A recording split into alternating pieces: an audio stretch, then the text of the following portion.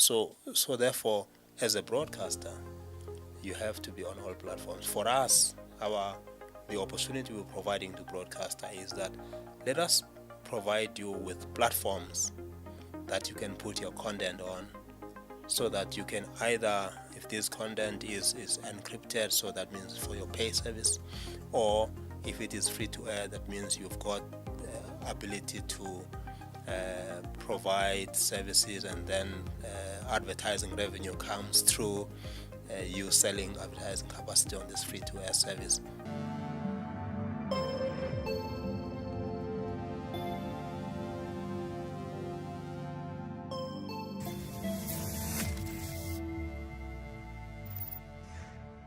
Welcome to ITWeb TV. Today we are joined by Mr. Mlamli Booi. He is the CEO of state signal distributor Sentech.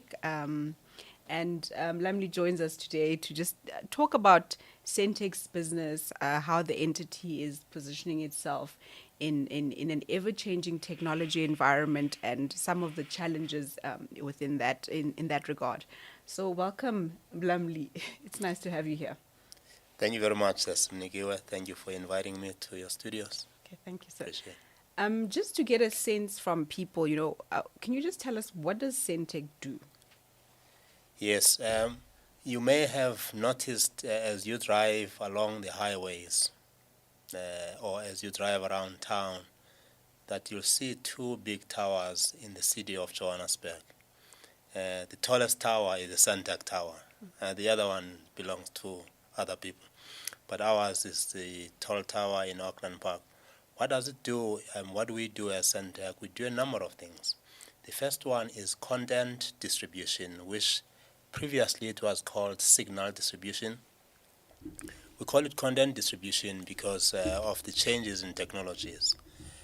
So that's the first part of what we do, what service we provide, and who are our customers in that service offering. It is all the broadcasters in the country, all the radio broadcasters and television broadcasters. All of them, we have one service or the other that we offer for them, free to air, and we offer services also on the terrestrial side to the paid television broadcasters as well.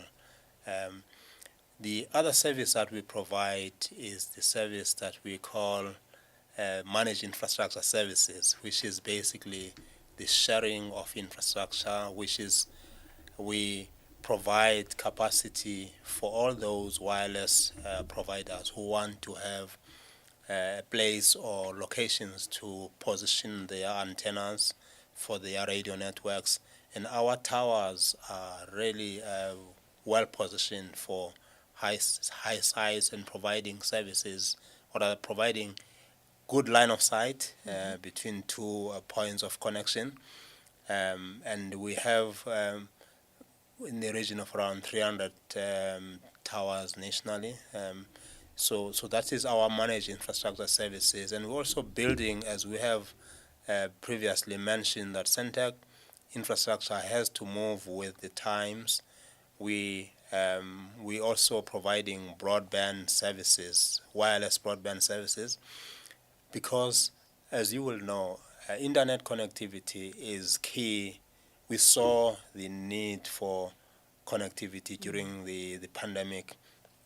So our role as Sentech, providing universal access to not only content but to broadband. So because of our technology, which is satellite and wireless, we can provide broadband wireless internet services to the most remote areas, because satellite knows no boundaries. So we can provide broadband internet to those areas which are far flung. And so this is like Sentech service offering, which we're not calling ourselves a signal distributor anymore, because technologies have grown. We have evolved as an entity from being a signal distributor to providing broadband services, to providing managed infrastructure services, and data centers. We spoke a little bit about our intention to build capacity for data centers, because we've got some capacity in our infrastructure which we own, And so we're working on those services to build capacity for our customers, especially the public sector customers. So this is Sentech. It is a national, we've got a national footprint, about 16 offices around the country. And our major customers, I think for now we're saying that it is mainly broadcasters. And we'll probably speak a little bit about how we see the future. Yeah. Thank you, Mlamli. I just want to elaborate or expand on what you were saying around, the broadband services that you offer. And I want to make a note, but I attended an event where the president was speaking around how there needs to be greater connectivity in the country, because places like KZN, connectivity is so limited, particularly in rural parts of KZN. So I want to hear from you how, what Sentech's role is, like providing broadband services. How are you doing that to get it to the person in that rural area, in KZN, for example? Yeah, sure. Now, our business in the broadband space is we're taking a twofold approach. One is the mandated service, which is government has appointed us to be one of the companies who roll out what we call SA Connect, which is broadband services as provided for by government. Government's intention is that all schools, all clinics, all public entities, all public buildings, and even communities, the traditional communities or traditional centers, chieftainships, and all those kind of areas must be connected to the internet. And we've designed our network to deliver the broadband services in using two technologies. One is a satellite technology, which is quick to deploy, not necessarily cheap compared to other technologies, but it's quick to deploy, and the infrastructure that you need as an end user is quite robust. And the only thing that interferes with it, if it is at a higher frequency like a KU band or KA band, which is the higher frequency, it would be if there is a thunderstorm for a short period of time, you might lose a bit of connectivity, but you don't have continuous thunderstorms in this country, so we really are okay providing broadband via satellite. The second provision of broadband is using our wireless terrestrial infrastructure, and that requires us to use point-to-point broadband technologies. And for us to be able to do that, we also need to partner or to source broadband fiber services as a backhaul, meaning that if in my site in Auckland Park I need to provide internet, I need to bring in the internet connectivity using fiber so that I can have broad enough capacity to be able to, in an unlimited way, provide internet connectivity. So as Sentech, then in those remote areas, when President or the Minister of the CDT says we will connect people to the internet, our role is to make sure that we participate, and we are currently rolling out SA Connect nationally. Government is funding the SA Connect services, and we also are looking at not only the funded customers, but we're looking at people who are prepared to pay for broadband services which we provide to them. So we're really doing this at two levels. Yeah. Oh no, that's schools in particular. We really are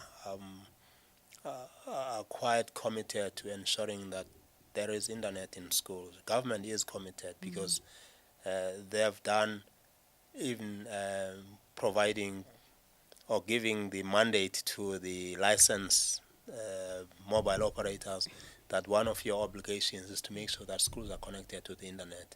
So we're all partnering in this space of providing broadband to not only to the cities but to the underserved areas equally. And it seems that the approach that's being taken is more of a, working together as opposed to doing everything in silos, I suppose, because you don't particularly see the results maybe if you work alone, whereas if you worked as like a PPP, then you know that you'll achieve the objectives or the goals that you've set out. Indeed, I think that there's a strategy of partnering as public sector entities, first of all, and also partnering with our private sector suppliers, because we don't deploy everything ourselves. We make use of the businesses out there who are capable of assisting us to deploy these networks. And we're also committed to bringing these services to be accessed by the SMMEs and ISPs that we would want to use as we deploy and roll out our broadband services, because we cannot grow businesses if we ignore the SMMEs. It is not an easy model, but we believe that the more opportunities we give, there will be learning, teething problems as we try to use SMEs to roll out our broadband services. But we are committed to ensuring that the partnership between ourselves as a company and the SMEs is actually working. And we have seen that we're testing it in other areas in the country. It seems to be taking off quite nicely. And Mlamli, just to, I don't know, to throw it out to you, that would like, how do you think when do you think we'd actually achieve 100% broadband connectivity? Just, in an ideal world. I'm an engineer, so we believe that you never achieve 100%. Okay. There'll always be 99.999%. So there'll always be room for improvement. That's what I'm trying to say. Yeah. Ideally, we want to cover 100% of the population. Will there ever be time for us to do so? I believe in the future, because what happens is that if you bring an internet hotspot within a village, take my village, Kutinga, in Zolo, in the Oratamo district. If you bring broadband fiber to that village, you don't have to bring into each and every household connectivity. You can have a Wi-Fi hotspot at a school and at a clinic. And people can have, in the surrounding areas, can have access to internet, although they may not have it in their own homes, but they can walk to the Wi-Fi hotspot and have access to internet. The ultimate goal is to have internet access in their own homes. And we believe that will happen as we, as government and private sector partner. There will be time when we can say, at least we should be able to say we can achieve 100% of the schools. There's no excuse for not doing that. We must be able to say we'll achieve 100% of the clinics and 100% of all the government buildings. That one, I can see it happening. If I was to project, it should happen in the next 5 years, I would say. But I'm sure our principals want it to happen sooner, and we're committed to make it happen sooner. And then the communities around those facilities, around that infrastructure, then you can begin to expand that network so that everybody has got access. They don't have to go to town to go and draw money. They must be able to do EFT and so on from their homes, individual homes. Yeah. You spoke about how Sentech's evolution from just being a signal distributor to being a content distributor, and that's mainly based on the evolution of technology and having to adapt with the changes that we are seeing. So how would you say that you guys have done that? And if you can maybe share an example of where the entity itself has kind of adapted to the technological changes and moving within the new space or phase that we are finding ourselves in. You will. Thank you for that question. It's a good question, because it takes me to a point which I would like to explain, which is that initially when we were set up Sentech, the technology that we had at the time was analog, meaning that on one frequency you would carry one channel of, let's say, a television channel on one frequency. The technology then evolved on the terrestrial environment, where that one frequency you can actually transmit more than 6 channels on one frequency terrestrially. So because you're digitizing, you're compressing the content, and you're securing it as you compress, as you digitize, to make sure that piracy is reduced. So in the digital environment, you have those opportunities to be able to have multiple channels on one frequency. This is what is happening as we speak about the digital terrestrial TV. You've heard stories about the BDM, which is the migration from analog to digital.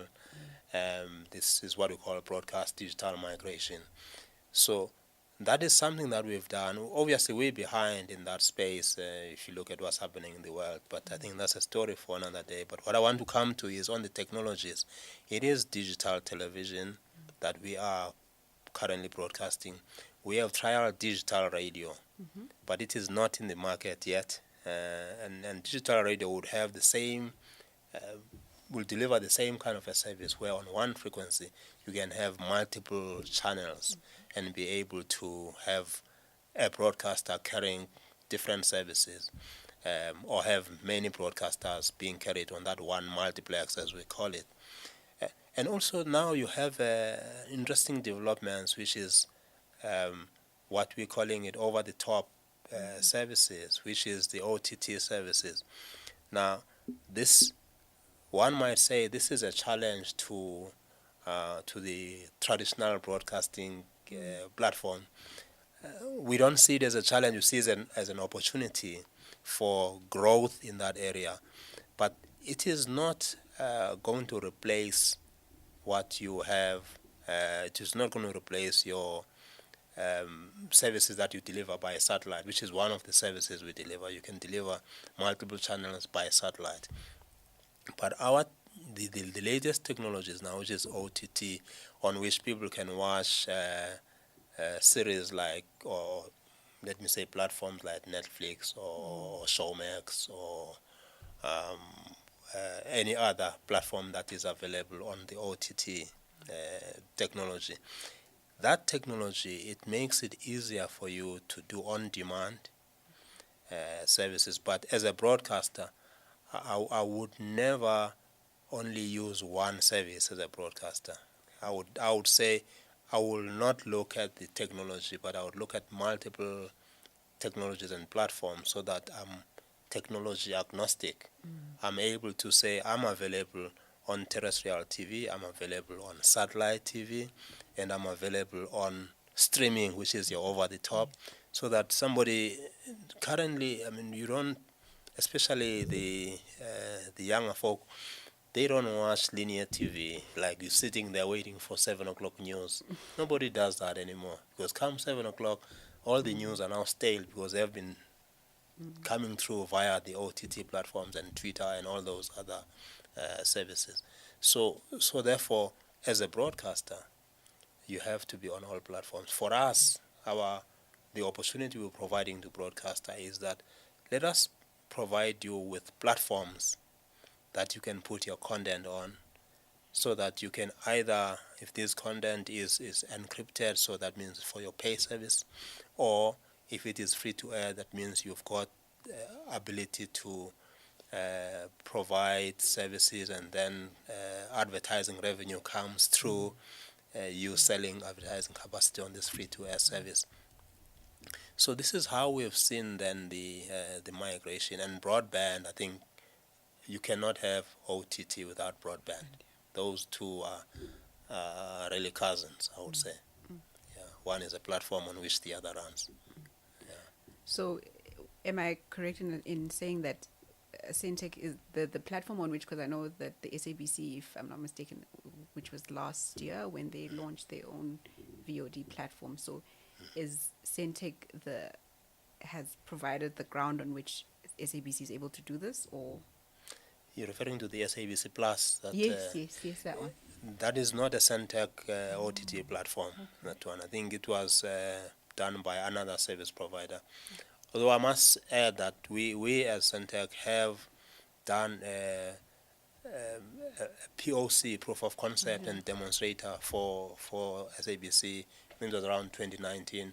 They ran on this OTT platform for about a year, and everything worked.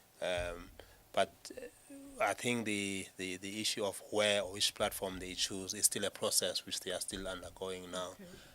And we're hoping that they will choose our OTT platform and be on it. Yeah. And it's not only them, by the way. When during COVID pandemic, we had also the some free-to-air religious or faith services, which were running on our OTT platform, which was carried on satellite, to provide access to their content by those people who have got satellite dishes and provide streaming via satellite. Yeah. Okay. Yeah. And so, what's the reception been like towards the Sentech OTT platform? What would you say?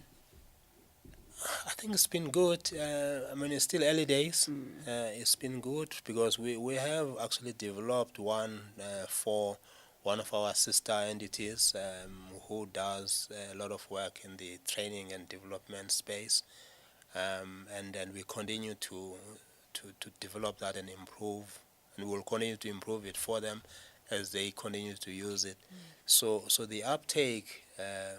Remember, broadcasting or content distribution, or let me say the business of broadcasting is largely driven by the attractiveness of the content that you carry on the platform.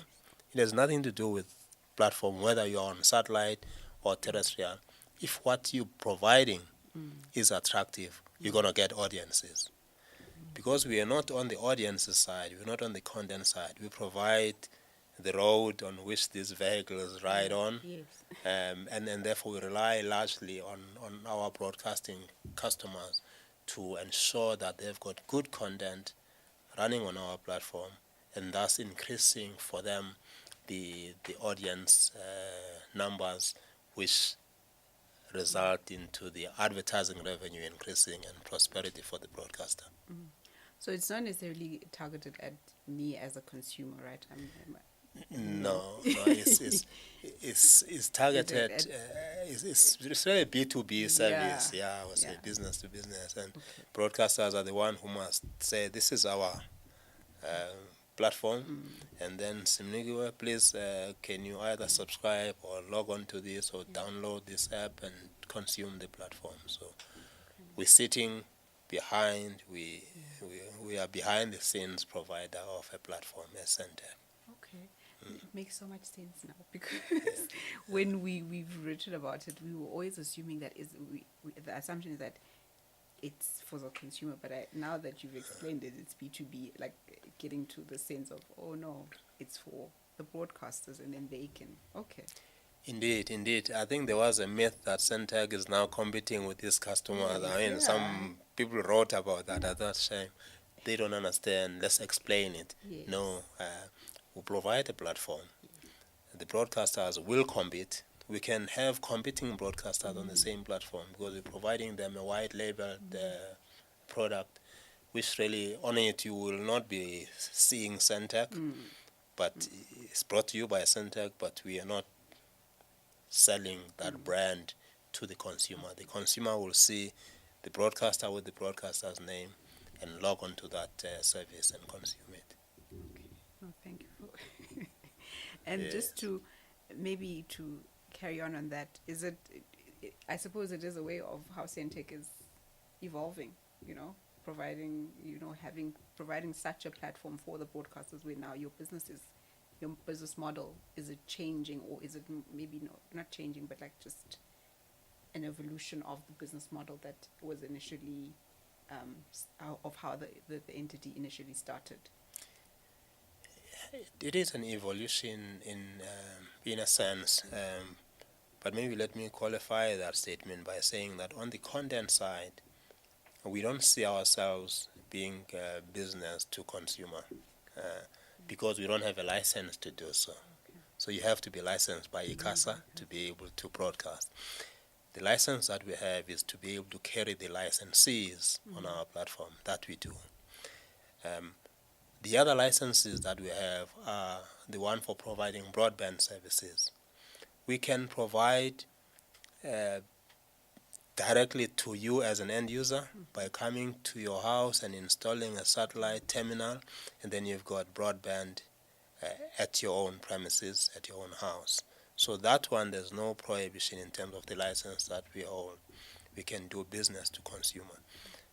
However, we have decided that in this phase of our business evolution, we are going to focus on business to business. So we even classify the public sector, like your schools and clinics, we classify them under that umbrella of a business.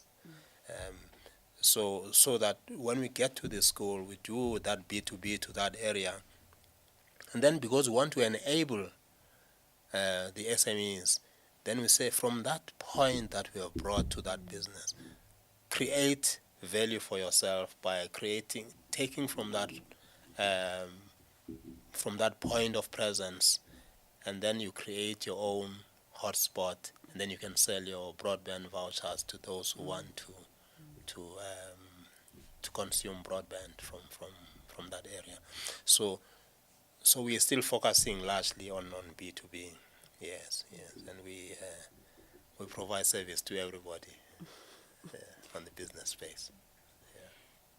Mlamli, I cover the business beat a lot. Well, not the government beat a lot, and I would say that from what I've seen is that Sentech is one of the state entities that's often, while some state entities have faced some tough financial troubles in the past or currently, it seems like Sentech you guys have managed to stay afloat, and how have you achieved this? Yeah, I think it is multifold, but let me start. I'll mention three. The first one is thanks to our customers who have been with us for a number of years since inception, who, because of the service we provide, stayed with us. And that really provided us with capacity financially to be able to have resources to ensure that these customers stay on air all the time.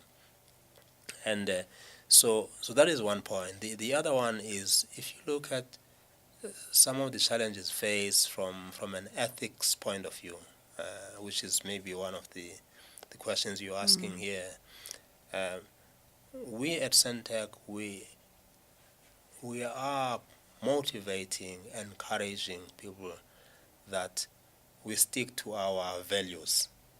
We've got 5 values, and we have created an acronym that is called I CARE. The first value is innovation. We have to innovate so that we're not left behind in the evolution of technologies. And the second one is customer centricity. If you don't focus on the customer, we don't have a business, right? And thirdly, we have to be agile so that we can be able to provide services to the customers on time. And agility also requires that we remain accountable. That's the second A. So the I CARE has got a double A. The second A is accountability. This is what my colleagues have to be to each other. Accountability to each other, accountability to the customers, all right? And as we remain accountable to each other, we must develop a reliable infrastructure. That's where the R comes in. Not only infrastructure, but as individual professionals, as leaders of the organization, as the staff of the organization, we must be known to be reliable people. And lastly is operating ethically. And this is a big one for me. And I really take very personal attention to this one, because if we're not ethical in doing business, you're going to face major problems of being found in many commissions that get established. So for us, we said to ourselves, we want to remain below the radar, providing a good service to our customers. And what we say to our colleagues at Sentech, and I want to say it publicly, that as people who are committed to innovation, when you innovate, you can make mistakes, and that's allowed.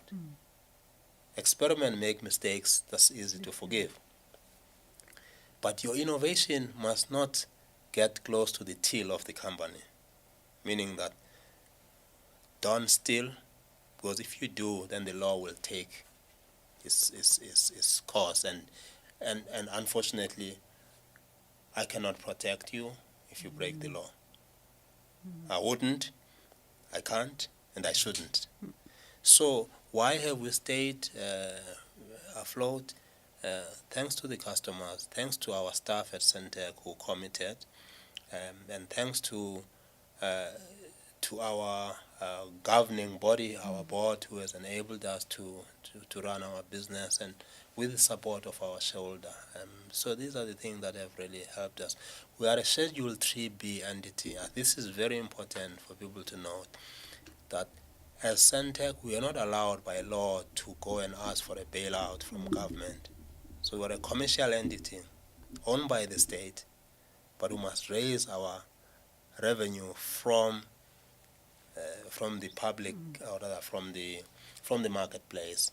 So because of that, we are very careful on how we do our business, and would like to be in the public for good reasons of us providing a service to our citizens, and supporting our customers, and also supporting our shareholder.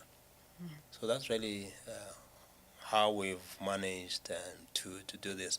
And I have a very great team of leaders at Sentech, I must say, who've helped me to run the organization successfully, and I'm grateful to them for that. Thanks so much for that, Mlamli. And you mentioned around services. I just want to hear being service driven and service provision. If you can just talk us through in terms of the data center services that are that you looking to get into that space. If you can just chat more about that, or if you whatever you can tell us. Sure. I think this is an interesting one, because the developments in technology are on the cloud. So meaning that whatever applications you run, whether it is a Microsoft Office or an ERP, which is an enterprise resource planning app, it is on the cloud. And what it means is that data centers must provide the capacity. So a cloud doesn't mean the cloud out there. It means that provide capacity on the ground, so that we can be able to store data and run our services and connect that to the internet for accessing services which are available globally. So the journey that we are on now, and which we will do in partnership with other entities, largely in the public sector space, is to build more capacity for data centers, which will then host the public service data. So why did we move into this space? Because we have capacity. We've got our infrastructure. Although in the bigger scheme of things, it's relatively small. We're wanting to expand it. It is available here in Johannesburg, in one of our transmission sites. So wanting to expand that, so that we can have a public cloud available on our data center.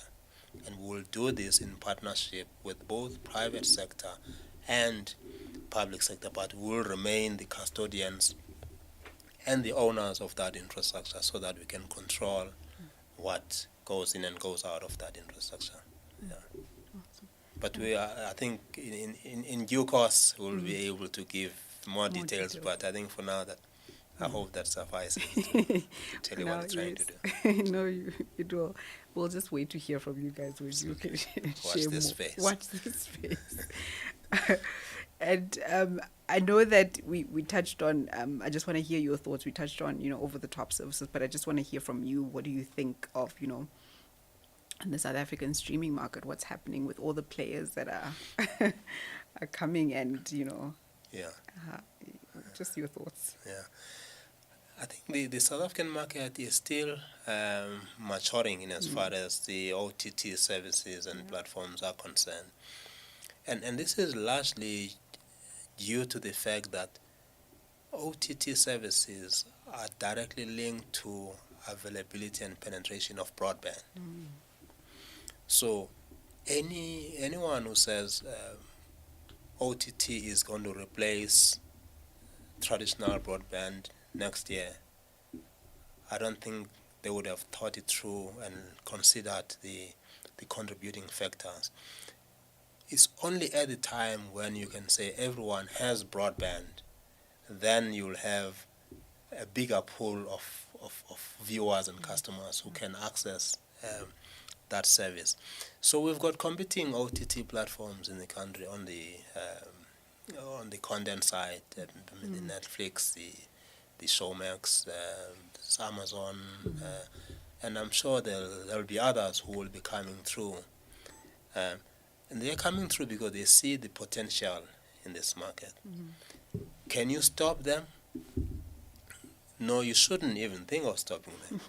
But I would say find a way of working together with them and partnering with them. If you're a broadcaster, if you want to compete with them, compete with them. But you may want to collaborate with them as a broadcaster and say, how do we together share in this provisioning of OTT platform to our consumers? And if you do that, I think the level of success is going to be much higher.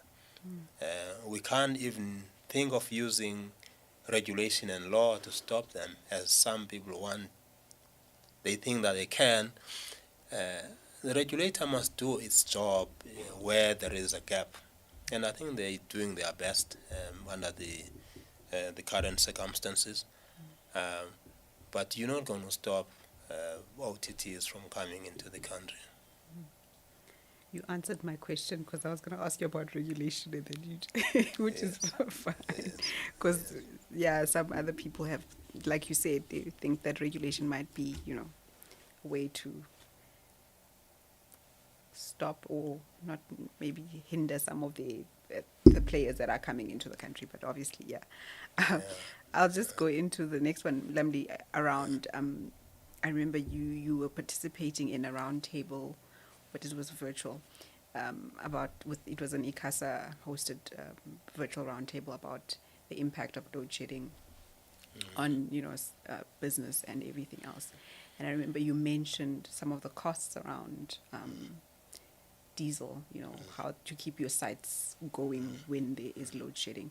So my question then is, we know that it's a financial implication on the entity, the diesel cost, that is. So what are the plans around, from a Sentech point of view, what are you guys doing to try and, what are you doing around investments in renewables, or like trying to going green as an organization? No, thanks for that. It's a good question in that we have a situation in our country where maybe let's start with the global problem. The global problem is that of climate change. And that global problem can be reduced or solved to a limited extent by us using a lot more of green energy. We were not going to replace coal-generated energy immediately, but we as Sentech decided that in our contribution to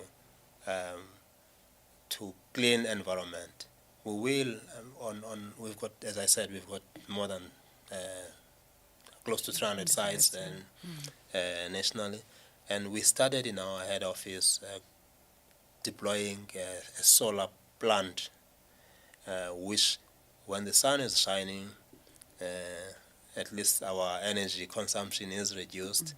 And the next phase for us is now to do power backup, or rather energy storage, so that we can at least store that power that we are receiving from the sun.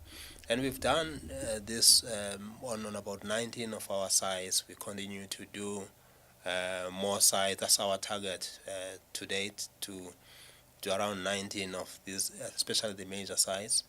And our sites are also well located on the high sides, high mountains, which makes it possible to put a wind-generated power source on those transmitter sites. So, but for now, we're looking at solar, and we're looking at deploying solar on our transmitter sites, and it will not, because of the demand for high power on our transmitter sites, because these are high power transmitters. So we can't replace that the energy requirement there by power from a solar. We're going to need a very big solar farm to be able to do that. So we still have that hybrid between our solar, which is small scale for now, and the energy that comes from Eskom. Because of load shedding, the point I'm coming to now is the point of cost. All right, load shedding has increased our cost of backup. Let me say our cost of operations, especially on the energy side, by more than 300%. And unfortunately, I mean, this is something that industry did not anticipate. So we're carrying that cost. It's a big load on us as Sentech. But because of our commitment to our customers, we had to agree that we're going to deploy generators in all the major transmitter sites, which cover big populations.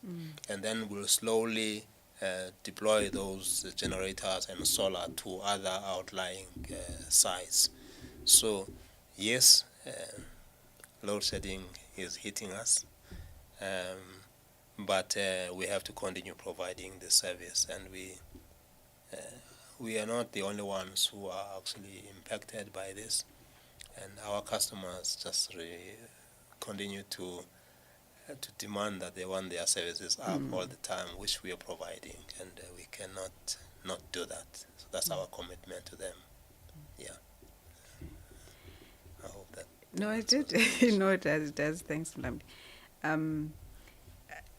We've spoken about, how Sentech started, where Sentech is, and it's in the going into the future. But that obviously involves the fact that there's an intended merger of Sentech and Broadband Infraco to create what is the state digital infrastructure company. Yes.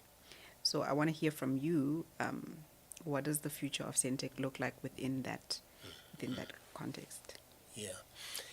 The government made this decision of consolidating its companies which are operating in similar environments. And it was seen to be logical from their point of view at the time that Broadband Infraco and Sentech operate in the broadband space and in the communications industry. Therefore, let's merge these two entities. And because these two entities are products of statute, so we are established in terms of the Sentech Act, and Broadband Infraco is established in terms of the BBI, Broadband Infraco Act. So you need law to make any changes on these two entities. But what government has done is to say to us, proceed with the interim measure, which we're calling acquisition. Bring a proposal to us as government. So government will announce whether or not there will be a change in how we're going to structure this measure.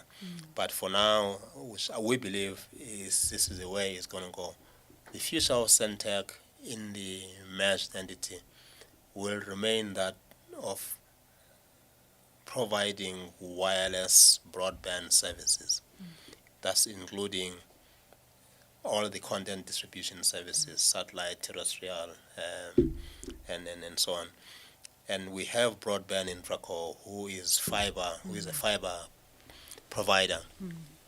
So there is a good fit, though, in terms of how everything being equal. If you need a backhaul, fiber backhaul to a point of presence POP, at that POP you then wirelessly distribute your content. This is the role that will continue to play as Sentech, will remain that of wireless, and Infraco and us will have that relationship to work together. Eventually, it will be a state digital infrastructure company, which there will be, I think it is envisaged that there will be no Sentech, no broadband. It will be a new brand, which we don't know what it would look like. So that's really how we see ourselves. There is room for existing services continuing, but how we structure ourselves will be governed by how the shareholder has decided on in terms of the law, how the SDIC is going to be structured in terms of the law. I can't say much on that because that's the department's role to pronounce on those issues. Do you think it's a good idea for them to be doing that, like to come and merge these two companies to create another state company? Was that? I think it makes logical sense because, as I said, there is a good fit between these two entities. Yes. And also, I think it will focus it, because then what government was aiming to do was not only look at broadband infrastructure, but it was to look at, if you look at the 4IR report, which was submitted to the president a couple of years ago.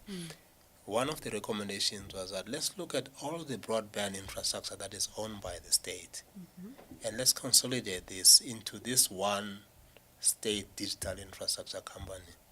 So I think the rationale for pulling all these entities together, in my view, it is sound. But I think where we probably are having to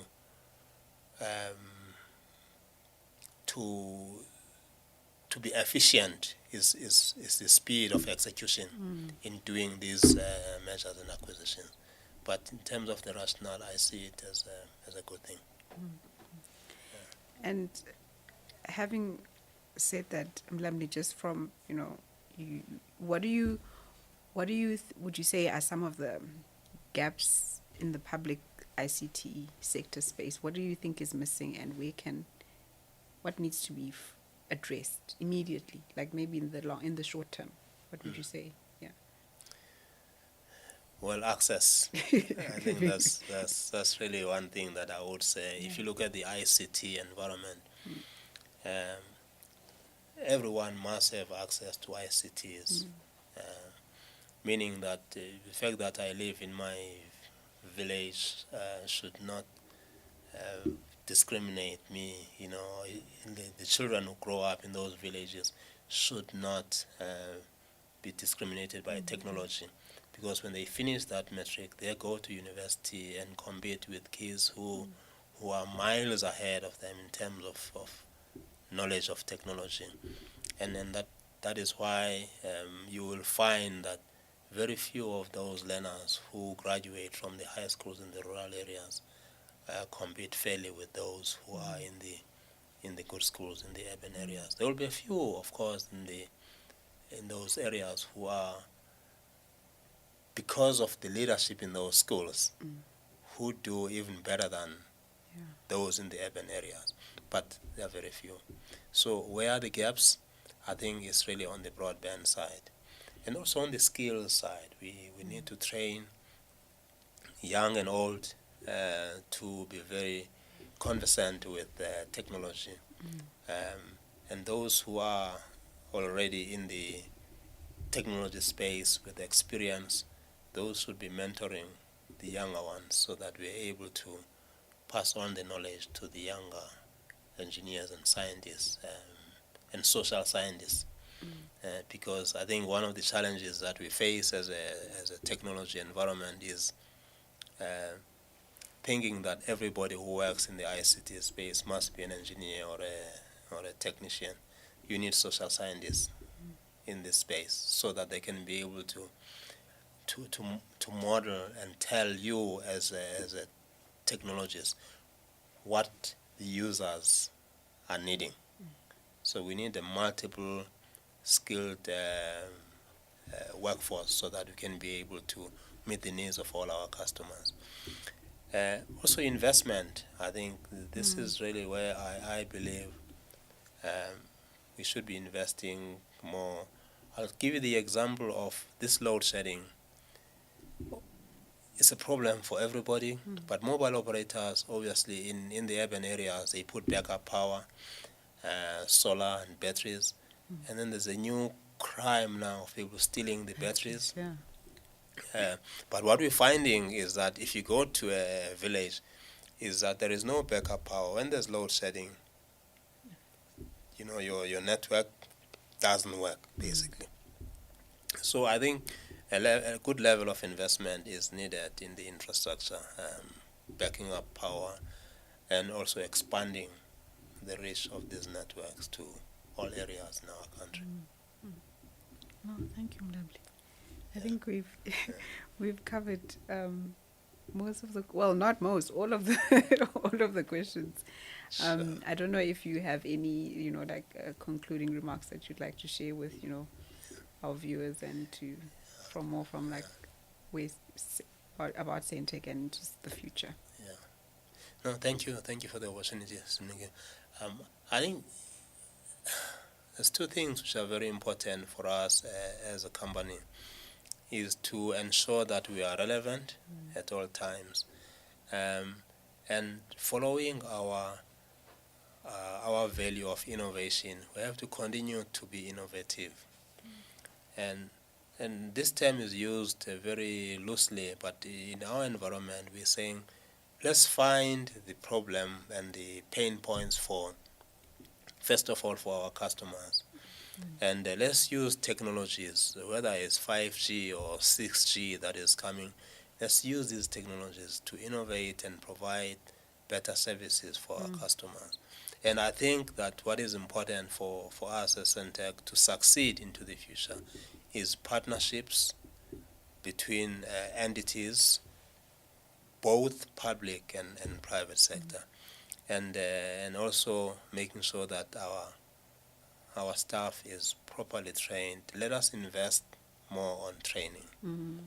If we do, then we'll have a lot more people who are knowledgeable about technology. And the challenge that I would really place on the table of the industry is that we need to build venture capital capacity as an ICT sector, because we've got a number of young people who have got great ideas, but the venture capital environment in South Africa is so behind. And therefore, as an industry, let us put aside some budgets to create innovation and venture capital funded projects so that we can be able to build solutions for Africa by South Africans and by Africans. And in that way, we'll be able to grow this industry. And Sentech is in the mix. We're very committed to innovation. We established 3 years ago, a research and innovation center at Sentech, and we're doing collaboration with about 6 universities where we provide scholarships for